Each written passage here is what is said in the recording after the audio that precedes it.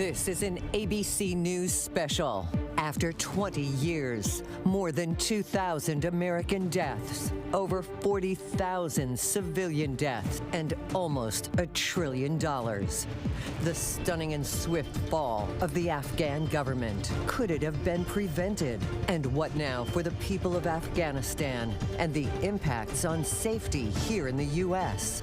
The Fall of Afghanistan. Now reporting, Lindsay Davis.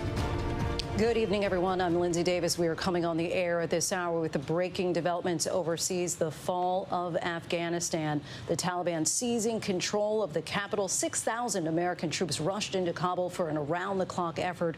The emergency evacuation of embassy personnel, Afghan interpreters, their families, and those who helped the U.S. during 20 years of war. New images coming in tonight show the chaos at the Kabul airport. The U.S. says it will speed up the departure of Afghan interpreters and their families. Pictures also claiming to show Taliban fighters inside the presidential palace. The Taliban declaring it the Islamic Emirate of Afghanistan. Helicopters and black smoke visible over the city. The American ambassador and diplomats rushed to the airport. At least 500 staff escaping the country tonight. The U.S. Embassy shuttered. The American flag coming down. Secretary of State Antony Blinken declaring to ABC's Jonathan Karl, this is manifestly not Saigon.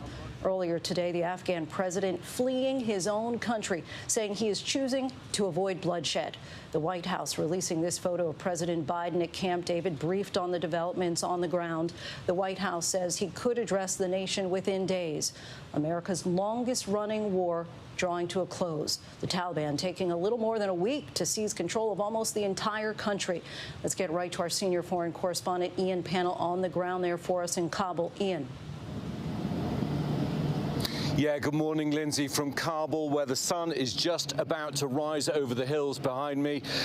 It's an eerie calm that settled over the city. You just hear this constant drone, whine and roar in the background of military transport planes, other aircraft taking off from the airport as Americans, diplomats, Afghan special immigrant visa applicants leaving the country. But otherwise, Afghans wake to a new dawn, a sense of dread about what the future will hold, what Afghan Taliban 2.0 actually means.